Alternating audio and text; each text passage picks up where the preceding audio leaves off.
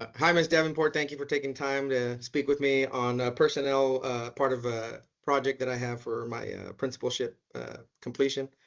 Just in generalization of the personnel and everything, for planning and recruitment, for planning for recruitment, what do y'all do specifically to start preparing for the next year or even as openings open up throughout the year?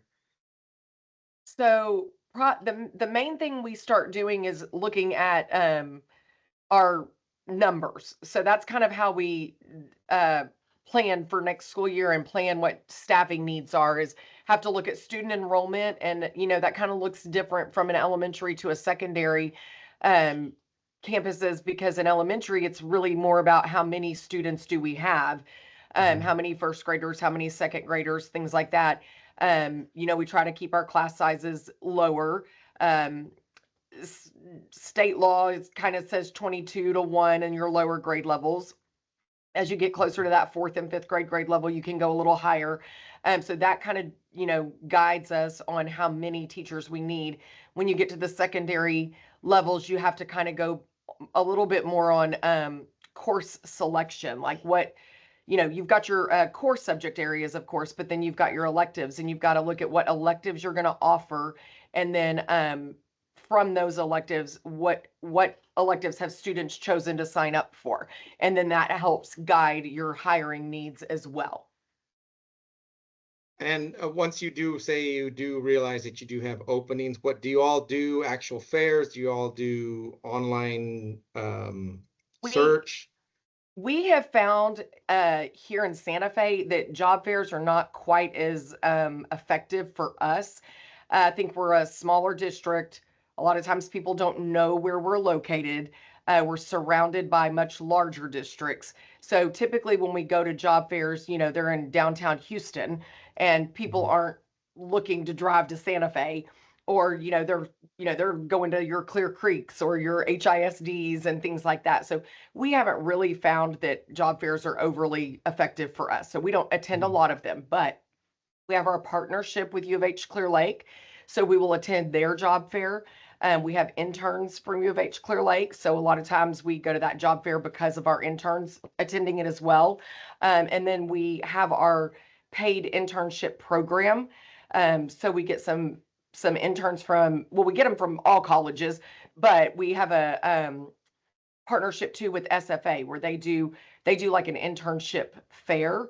And so we'll go to their internship fair and we'll try to recruit interns. And then that helps us in our hiring as well. As if we can kind of build our interns, then hopefully from there we can kind of have a grow your own kind of mentality. Okay. So as far as once you do create your opening and you start bringing in, how does your selection process go? Is that per campus or do you all have any involvement in that? Your hiring is done usually by the hiring supervisor, which would be your campus principals. If it's a department, then it would be your department supervisor. Typically, it's only done at the higher administrative level. If you're looking at a principal candidate or some sort of an upper level director, executive director kind of a position, then Okay. you would have like myself or Dr. Bott. Then we would be the hiring committee. But most everything else is done on campuses through your assistant principals and your principals. They screen all of the applicants. They determine who they want to interview. They hold the interviews, and then they make the recommendation to human resources on who they want to hire. They do the reference checks. They do things like that. From Okay. there, once they make that recommendation to human resources, then we pick up the pieces and we start, um, you know, checking, certification stuff and background checks and things like that, and moving that paperwork along, salary quotes, things like that. Okay. And so when that start process is started, how long from there do you go to the board or what is that next step? It varies, depending on, we can move it as quickly as possible, but the fingerprinting is what a lot of Mhm. times holds us up. If you have fingerprinting already, we're hiring you from another school district, you've already been fingerprinted through SBEC, then typically we can make it a pretty quick process. Um, Assuming accept the salary quote and we can move pretty quickly. If you don't have fingerprinting yet, then it's on the employee and or Right. the person being hired. And sometimes we have people that go right away and they get that fingerprinting done, and we have other people who wait 2 weeks before they go get their fingerprinting. And that sometimes becomes a frustration for principals because they want to know, where are we? Where are we? Is this person accepting the job? And we have to tell them, we're like, I don't know. They haven't gone to get their fingerprinting done yet. So Mhm. that can be frustrating. Also, during your heavier hiring seasons, sometimes that fingerprinting gets backed up. So they can't get an appointment as quickly, or they go get it done, but then it takes longer for us to get the results from that. Correct. And also, I mean, I know through experience, you've had some people that just hold on to that contract that's there, and they're waiting, you're waiting and waiting and trying to get. And I mean, we went through that as well, so I can bear with you in that sense. Yes. So as far as compensation, I guess in a whole, not like as far as a base and where we are, do we when the district sets that, do they compare with other districts, or they're just based on what the budget can attain for the year, or how does that really work? Say that again. When we set that, what did you say something about When other you districts? Right, are we like, I mean, are we in comparison, or I mean, obviously you want to be competitive and whatnot, but Right. what drives that number? Is it Okay. like, well, this is what we can hit, or we're forced to have this number and vice versa? It's some of both. We do we're members of TASB. So we did probably Dr. Bott's first year here, so that would have been 5 years ago. We did a salary study. TASB came in and did a salary study where Okay. they um review our salaries compared to districts our size. And you know, it's kind of twofold because we also need to compare to districts around us. We don't have a lot of districts around us that are our size, but the districts around us are who we're losing people to. You know what I'm saying? Right, We don't right. necessarily lose people to the districts our size that might be an hour away. But you kind of have to compare to both because the districts our size are the ones who are going to have similar funding to us. But they kind of look at both. They look at the districts that are, you know, uh, next to us as well as districts that are our size, compare it to that. And then, so we did that about 5 years ago. And then from there, we try to maintain um, with the budget, you know, that we have to work with. So, you know, we kind of try to take into consideration, you know, the culture of of the world that we're in, the inflationary costs and things like Hmm. that. And so we have to make adjustments, but we have to do it within our budget. You know, we have to look at areas, you know, of if we're really struggling in certain areas to get people, then do we need to add a stipend to something? Do we need to look at, you know, that's why some teaching positions we have hard to fill stipends on because we just can't get people to come. So there are times we have to look at that, but we definitely have to work within our budget. And we do know that there's times we can't pay the same thing that our neighbors can pay, Right. but you trade that too. You know, we're in a much smaller district. We have less students, less things happening here than if you go to your districts that have 20 high schools or, you know, things like that. Right. So I mean, it's kind of a trade-off. But yes, or a junior we high do that those has salary 1,400 studies. kids, So we try to 1,500 compete with kids. our districts around us. Yeah, no, I completely understood.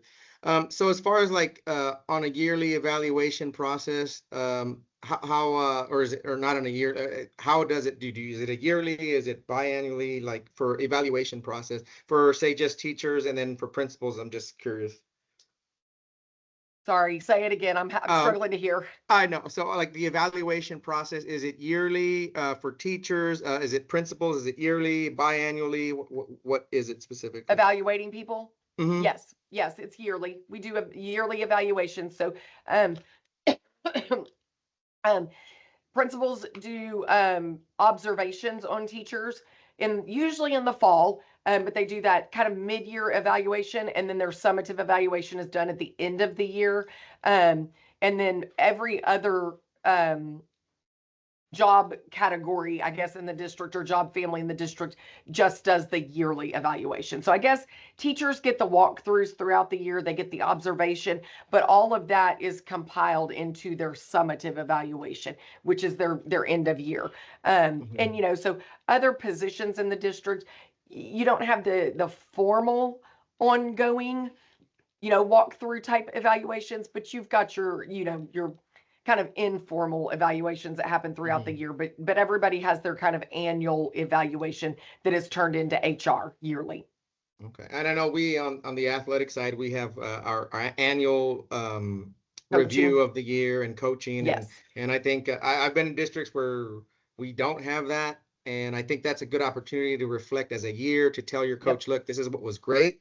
We need to do some things to improve. It's not a put down. I've had to have conversations like that with different coaches over the years and say, hey, this is what I didn't give you a bad score. It's a lower score, but it's because I want you to do more here. And I think even as a junior high coordinator, even as an athletic director with Coach Ryder, when he does with us, I think it's imperative and it leads to growth because that shows that you have room for improvement everywhere you go. And I mean, I think that's amazing. So It's I'm a absolutely, it big. should definitely be used for a growth tool. I mean, that's Mhm. if you're um using it for something other than that, there should be no surprises in the end. If Right. you're if you've got somebody that you aren't satisfied with and they're not doing the job, then the evaluation tool shouldn't be what tells them that. There should have been many conversations prior to Right. that Right. evaluation, Right. and lots of work and support given prior to that. And by Hmm. the time that evaluation comes around, they should not be surprised. So Right. Right. And so I guess this is the tougher one in we're not in a situation, but in the process of actually have to dismissing of personnel, how does that go? Does it start with obviously principal goes to you and move on from there? So it is very dependent upon the type of contract that somebody's on, or if they're Hmm. if they're not on a contract. So if we're talking teacher, um, most teachers are on a Chapter 21 contract. If it's a Hmm. probationary contract, it's a little easier to let somebody go. Best practice is you would always obviously want some form of documentation, um, to just show what the reasoning is and what's happened and what you've done to try to remedy that situation. Um, but yes, the principal would be the person that's documented that's worked with that person. And then depending on the severity of the issue, obviously, if something happens severe in the middle of the school year and we've got to let go in the middle of the school year, then we will do that. Termination is a lengthy process that has to go through the board. Um, so sometimes teachers end up just resigning and moving on versus going through that termination process. It just kind of depends on what the situation is. Other Right. times, if it's just ineffective teaching, or maybe you're not a good fit for our school, then obviously it works itself through the end of the year. And then when it comes time for contract renewal, the principal just doesn't recommend you for a contract the next year. Hmm. But they've got to provide documentation to HR, showing what they've done throughout the year, whether that's write-ups, whether that's a growth plan, whatever that is. Then we put their name on a list that goes to the board, that says we're not recommending this person for a contract. Okay. Principals have meetings with those teachers prior to that happening, so that if the teacher chooses to resign before that, their name doesn't even go to the board. They've Okay. resigned already, then their name doesn't even go to the board. So, because if it goes to the board, then their name is read aloud to say, you know, we Not are not recommended. recommending Jenny Davenport for a contract for the 26-27 school year. Nobody Okay. really wants that to happen. You know what I'm Right. saying? Because then you have to mark on any further application that you've been non-renewed and all that good stuff. So that's kind of how that process works. Sometimes I have to work with our attorney on it, depending Hmm. again on the severity of it Right. and how much the employee's trying to fight it or not fight it. But our principals are really good about the documentation side of things. We work hard to train them on that documentation and teach them on, how you've got to support teachers and work, so that they do a lot of that stuff up front. So before we ever get to the the non-renewal part, Mhm. they've really tried to support that teacher. Okay. So I only got two things left. In the event of a conflict with a teacher, with a principal or a supervisor, what is that process? I mean, obviously they wouldn't report that to the principal, so I was just curious what that would be. Like if a teacher had a conflict with the principal. Yes. Mm-hmm. Um, so anytime somebody wants to file a complaint or a grievance, they've got the Mm-hmm. right to do that. Correct. Um, our board policy uh, suggests, I guess, that they always try to handle it informally first. If they're not satisfied then they go through the formal process. But it always starts with the lowest level supervisor. And the complaint process requires you to put what your complaint is and what remedy you're seeking. And it has to be done there's a time frame. 10 days, 15 days, something of when it happened. So you can't say, 5 months ago, she angered me and now I want to come report it. You know what I'm saying? Right. So, and I will say in the 89th legislative session that just ended, some of that has changed. So there's some new policy that's come out with that. I'm still sorting through the 1,400 pages that came out of that, so I don't have all the details with that just Right. yet. But so they can make the complaint, but depending on what the complaint is, if they just don't like the way a principal's doing something, unfortunately, as long as it's not violating policy, it's not violating some law. I mean, the principal's hired to be the manager of that school, and they have the autonomy to run their campus.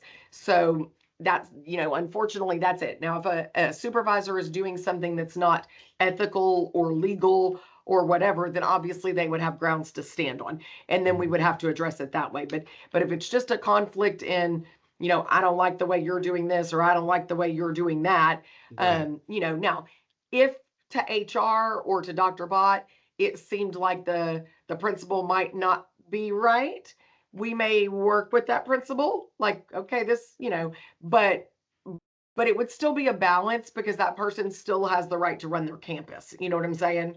Mm-hmm. Okay. And lastly, what do you do as the HR director to stay updated with Texas law? Is there conferences? What do you all do to make sure that you're up to date? So yes, I'm part of TASB HR services.